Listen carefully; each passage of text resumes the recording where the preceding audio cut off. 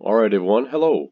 I thought I'd take some time to go over some of the content with you and give you some of my insights. I may not cover everything that's in this slide deck, as you can read about in the text, but I'll give you some insights into what I think are important to know and hopefully give you some further interesting information that'll be useful to you.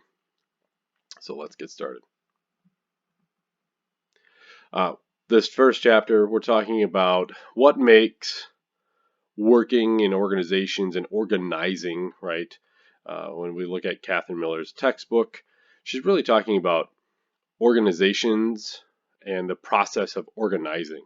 We wouldn't have organizations without the process of organizing. And it's through communication that we organize our lives. Think about how you talk and how you behave, that we have routines. We go to the grocery store, we have a routine that we have light interaction with the person that is the teller, right? We kind of know what to expect. We have what we call scripts and schemas. They give us expectations on how to communicate. They help organize our lives.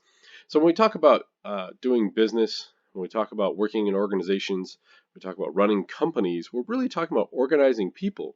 And how do we organize people? We organize people through communication.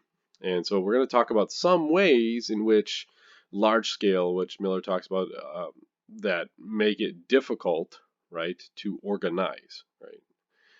So her first one here is, so we're talking about the little cartoon here, and that we're talking about it's getting more and more complicated. Technology, of course, has complicated our organizing abilities in our world at large. Um, Technology has changed the way we do business, has created new business, has made other forms of business maybe more obsolete, right?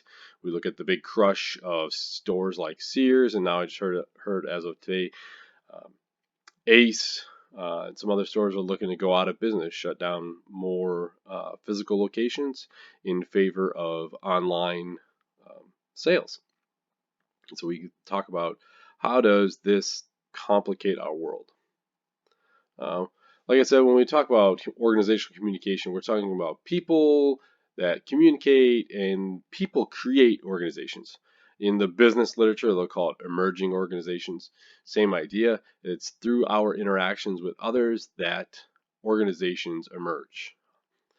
We sort of have this idea from the past that organizations are this fixed entity that are out there. But really, when we look at communication as like the mortar that holds the bricks of a building, the same as communication is the mortar that brings organizations together and brings us together and creates a company, right? So we'll talk a little bit about that. So what complicates that? Globalism is part of what complicates that. Terrorism, climate change, and changing demographics. These are four ways in which our world is experiencing change. And if we're going to work effectively in the professional realm, in corporate America, if we're going to be leaders, if we're going to start companies, we've got to be able to operate and deal with these four ways in which our world is complicated.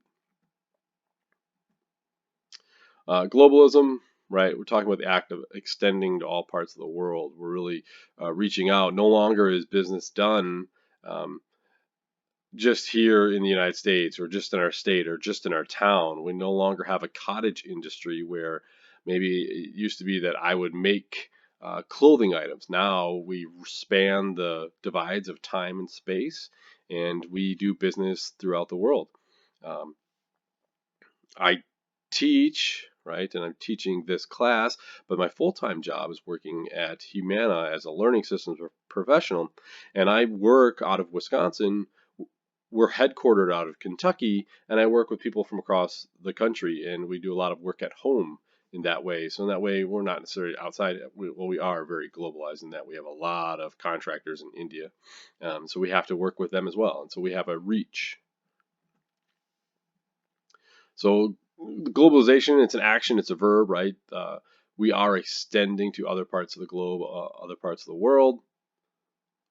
A great example is CocaCola. They're seen throughout the world. They have a large network of facilities. They don't just make products. Coca-Cola doesn't just make products in the United States. They make products throughout the entire world, and they adjust their brand to match the region.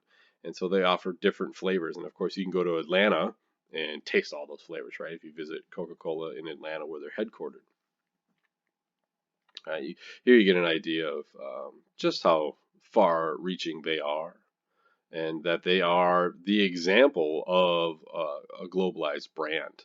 If we took away, let's say, the lettering, you could probably still figure out this is Coca-Cola with the color scheme and the look of the bottle or the look of the logo, right?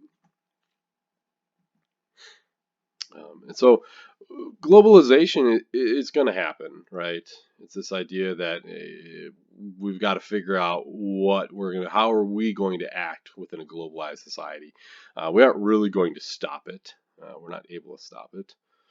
And so normally I talk about a video. There's pros and cons, and I'll put this PowerPoint up and so you can click through it.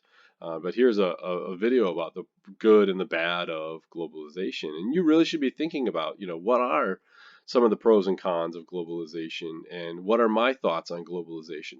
Is it okay that the United States often relies on countries that don't practice the same labor laws that we do?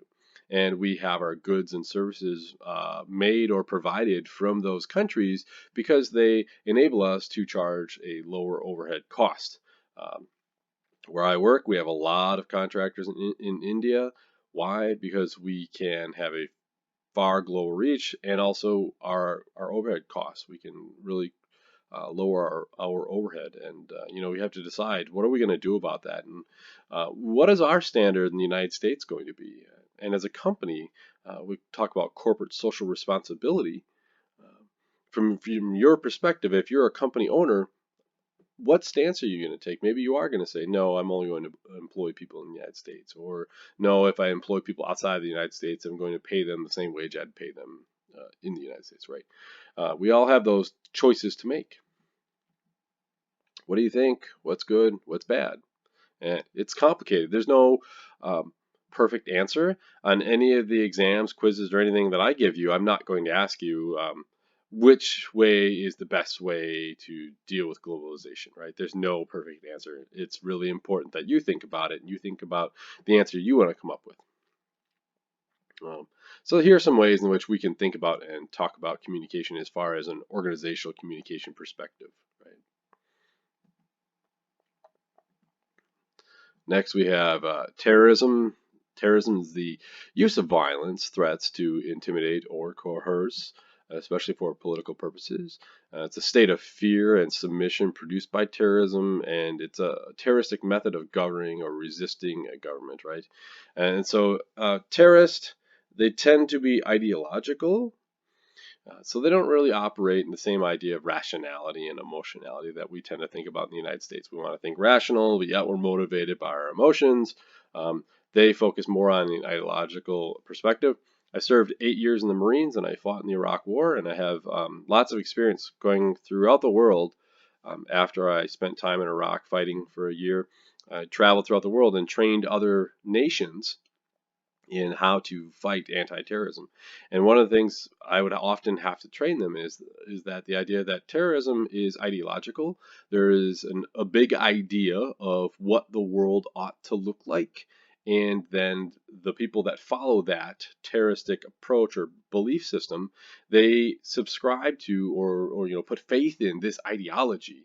And so this idea of we were going to go out as a country and we were going to find Bin Laden and we were going to kill bin Laden and therefore end the Taliban and end terrorism really was, for the media and for civilians in the United States, make us feel better that we can go out and do something. As Americans, we love to go out and get things done. But the problem is ideological in that terrorists follow the ideology. Bin Laden doesn't have to be alive for people to believe in the ideology that he believed in. And it also is really interesting because since terrorist organizations follow an ideology, right, a belief system, they don't have to necessarily communicate with each other. So I ran into the same terrorist organizations in Niger, Africa, as I did in Iraq, as I did, as they are in other places. So that one organization, although they are under the same name, that group of people in Iraq has no idea that the group of people in Niger, Africa exist, but yet they follow the same belief system, right? Because again, ideology. They are able to exist without knowing each other exist, and yet they sort of feed into the common cause of what is terrorism. There's a lot of different ways we've responded to terrorism. Homeland Security, for example, it's created an entire industry. We've had to think about it from a corporate perspective as we see um, security, IT security, right? Organizations in the United States have had to make sure that they keep data safe, that they have an ethical and moral responsibility to protect our consumer data and the idea of big data. We know that companies in the United States, if they retaliate against organizations that attack them, that they will be prosecuted for those actions, and so they cannot act out against them, right? We can think of, this is one example from France when there was a bombing in France that took out the Charlie Hebdo offices. And they're saying, we're with Charlie, here we stand together, right? So as a people, we come together to organize and to combat terrorism. And a lot of times it takes us in a civilian sense, not a militaristic sense, to come together to rebuild, to show that we can organize, right, against terrorism. And so there's a lot of money and investment being put into this industry because there is a need to try and stop terrorism. And I think that's sort of, right, that's one of the enemy at the gates, the eternal hope, right, these fallacies. You think of your persuasion class, that we do have this eternal hope in the United States that we can stop all bad things. And it may come to the point where we do everything we can and we do all that we can to prepare, and then something bad still happens, and it does. And so, but we have a belief in the United States that we can, through our organizing behaviors, create organizations that can stop these bad things from happening. And even companies, privately held companies or publicly traded companies, have to have terrorism response plans, disaster response plans, right? And we have to be ready for that. And so we have a whole industry of not only security, but just communication and preparedness. So we see that terrorism is also something that complicates in how we organize and how we create organizations. The next one is climate change. And this one is becoming more and more interesting as the political landscapes shift back and forth, and we start to see how are we going to talk about climate change. Uh, when we talk about climate change, we're talking about long-term change in the Earth's climate, especially a change due to an increase in the average atmospheric temperature. Some of you out there may not believe in climate change, or you just may feel that it's not as big of a problem as we make it out to be, and that this is natural and it's per the cycle. Um, the large body of scientific evidence says that some of the behaviors that we're doing, i.e., burning coal, our vehicles, right, are adding to the world in negative ways, in ways that we might not like. And so, the way I tend to think about climate change is sort of like a four-box grid. Um, our options are this: we can believe that climate change exists, we can do something about it, or we can not do something about it. Um, and if the only way that we stay safe is that we believe climate change exists, and we did something about it, or we believed climate change exists and then also we're wrong and it didn't exist, but yet we still did something, right? And so really, we think of that perspective, the only option we really have is to take some type of action to make sure, and I like to think of it from this perspective, is that resource use and allocation. Are we using our resources in the most efficient way possible? And right now that answer is no. We know that using coal is not efficient. We know that there are possibly other renewable energy resources that we need to capitalize on. And so when we take that argument or make that perspective, we start to see why organizations get involved in climate change, and that is efficiency. Organizations want to run at a lean capacity, an efficient way. They don't want to be wasteful with their resources. Um, We see from the Industrial Revolution, we started to use raw materials, which created pollution and waste. And since then, we have, as a society, said, hey, we need to do a better job. We can't be polluting and creating smog over LA. We just can't be doing that. A lot of that has to do with cars and how much smog they pollute, right? We want to do better, right? And we want to make sure that we're using our resources more efficiently. So we see the green movement being LEED certified, right? Getting buildings that are building structures that are LEED certified and that are more energy efficient. Are we capitalizing on using solar energy? Are we making sure that we use natural light as opposed to lights powered by electricity? Can we capture the heat by the sun and use that to heat our buildings? Right, all of these things, and it's just a paradigmatic shift in that we have to change our thinking about how can we be more efficient with our resources. So we see other examples here of how organizational communication um, can enter or be part of the debate about climate change, and that how can organizations reduce or eliminate contribution to global warming? How can agencies coordinate activities to cope with global warming? Uh, how do representatives speak to publics about our energy and our practices? And of course, how can organizations enhance awareness, right? So there's a lot about communication that will go on in order for us to tackle climate change. And again, it's more about talking about resources and our allocation for resources, and are we using those resources effectively? So we talk about climate change, and the last one we can talk about is changing demographics.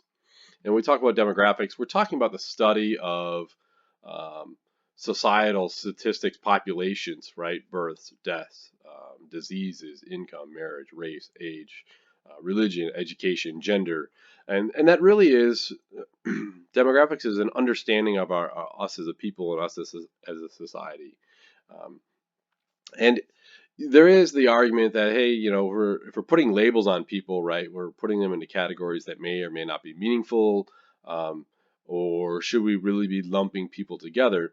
Um, and the answer that you can make to that, the argument you can make to that is yes, we need to, because we need to see if we are systemically disadvantaging some groups of people over other groups. For example, there's been really interesting research in the 90s and the early 2000s that came out and showed that Hispanic people in Texas, by and large, were not completing high school and were definitely not going on to get advanced education in colleges. We wouldn't know that had we not surveyed our population. We wouldn't know that this was happening, all right? And we wouldn't be able to start intervention programs because we know that those people that graduate high school make more money than those that don't and have a greater likelihood of being successful.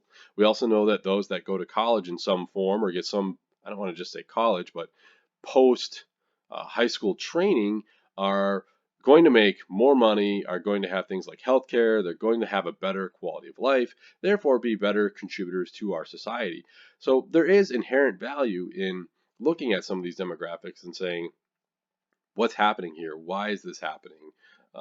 And what we found out with people of Hispanic origin in Texas, for example, there were a lot of financial pressures and immediate needs from their family that they would forego the long-term gratification, right, of going to college. In as opposed to going to college, they would then take the immediate gratification of, I'm going to take this labor job, I'm going to take this service type job, which generally service industries and labor jobs, right, uh, pay lower than other types of work, right? Being a lawyer, being a doctor, right? Being an engineer, those more knowledge-based fields and industries tend to have higher pay scales. And so we started to see that we had a demographics, a problem there, and we can address that. And so we need to look at, how can we um, create a culturally diverse workforce, right? How can we understand the changing demographics and understand that um, we want to be open, and we'll talk about this later in the semester. We want to be open to diversity because Not only is it good for business, what we call the business case, but it's also the right thing to do. How do we talk about commuting with people from different age groups? That's something I deal with at my profession all the time. I do workshops with people at Humana all the time on communicating across generations. They seek me out and they say, "Hey, can you give us a course on this?" Yeah, I can do that. How do we use technology for virtual workplaces? How do we reach people? Teledocs, for example. You going to your doctor over your phone or your computer. Um, Working like I am, like I work from home, for example, and I interact with people all over the country. Um, we can look at demographics in that we have an aging population that's going to need healthcare longer because they're living longer, right? What are we going to do? How are we going to meet that need? And of course, we look at the role that communication um, plays into how do we level the field of those who manage disabilities, right? We have in the past, we've had language like, oh, someone's handicapped or they're disabled, and I'd encourage you not to use that language. Instead, I would rather encourage that you say, oh, so and so manages a disability with a wheelchair, or so and so manages a disability with a cane, right? And the reason I say that is because when you say, "Oh, well, they use a wheelchair, or they can't walk, or they're disabled," you're really essentializing them down to their disability, and their disability is something they deal with, but it doesn't define them, right? And so we want to talk about what defines that person. Maybe it's their accomplishments, maybe it's whatever, they're funny. It's got to be more. There's more there than their disability, right? And so I'd encourage you to think about how the language you use and the policies you write in organizations, um, how does that affect the messages we send about people? So and so uses a wheelchair to manage a disability as opposed to, oh, so and so stuck in a wheelchair, right? Different ways to talk about it. So we've talked about these different ways in which organizing, the act of it, right, and organizations, companies, and entities as a whole are really have challenges to face. And so as we go through the rest of the content, we're going to want to be thinking about that, and we're going to want to think about how can we face these challenges. And we'll learn in the discussion of systems theory this idea of requisite variety, which is as simple as this: required variety, required diversity, if you will, required difference. Um, that organizations and groups need to be as complicated as the problems that confront them. You can look at AOL for example. They missed the Ethernet boom. They stayed with dial-up, and they did not have the requisite variety that they needed for the shifting world, and they really lost out. Think of Blockbuster and the opportunity they missed when they could have bought Netflix. They failed to see videos going online and people staying at home and ordering videos from the TV as opposed to going to a movie store to get the video, right? And so we need to be thinking about: do we have the diversity we need? Do we have the information that we need? Do we have the skills and abilities that we need to tackle the problems ahead in the future that we have for our company? I want to talk a little bit about communication, um, and this page may differ a little bit between your book. I originally built these PowerPoints off of the newer book, but I do want to talk a little bit about communication, and I want to make sure that you and I are on the same assumptions, and that we have some base knowledge about what is the communication process. Um, and so when we think of communication, we're really talking about the creation of meaning systems in families, cultures, understanding market segments, what have you, right? We're creating meaning systems, and what is meaningful at your work? What is meaningful between you and your friends? Um, there's the transmission model, the sender, message, channel, receiver, right? That's what we also know as the linear model of communication. That I am the sender, I code a message, I send it to my receiver through a channel, right? It's pretty simple. And then we have what's called the constitutive model. and it's the process of to produce and reproduce shared meaning, and that is, um, I have a message, I have to encode it, I have to use a medium of some form, I send my message, you have to receive my message, right? You have to hopefully be able to decode my message. If I say salam alaikum and you don't know Arabic, you probably don't know what I said, but if you know what I said, you know that I just said hi to you or I said hello, and you say salam back or assalamualaikum salam, right? You have some type of response. But if you don't know the same code, we may struggle there. And of course, we know that there are other things going on, such as noise. There may be actual physical distractions when we're talking, or there may be psychological distractions, right? You may be thinking of something different, you may be distracted, all those things going on. But the idea is that communication is really messy. Communication is complicated, it's not an easy one-to-one path, and that it really pays dividend to do communication well, right? And so as we recap, we talk about globalization, and we know that that is an act of spreading beyond our borders, right, and going beyond small cottage production. Back in the day, where one family were shoemakers, for example, and they would just make shoes. And so we don't do that anymore. Um, we have multinational corporations. We have corporations that have um, offices throughout the world, or maybe you're just in the United States, and you're in multiple states, or maybe you're an organization and you're one state in the United States, but you have customers throughout the country or throughout the world, right? Um, um, so globalization, we've got to understand, how are we going to play a role in that, right?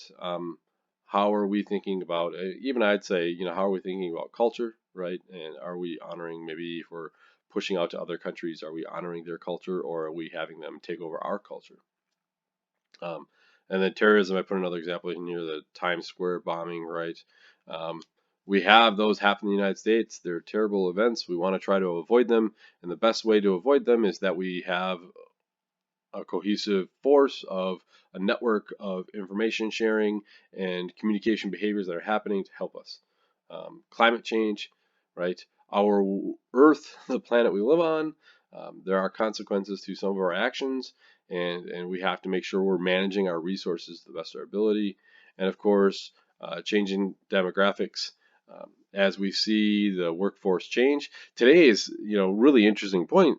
In today's workforce, this is the one of the few times ever that you're able to work, um, you know, a grandmother or a grandparent or a great grandparent, right? And you're able to have 5 generations in the workforce all at one time. And so we have to make sure we understand, how are we communicating across generations? How are all of our generations being included in the workforce? And are we understanding of the silent generation, for example, versus a millennial, Gen Xer, right? These different generations. And what does that mean to us?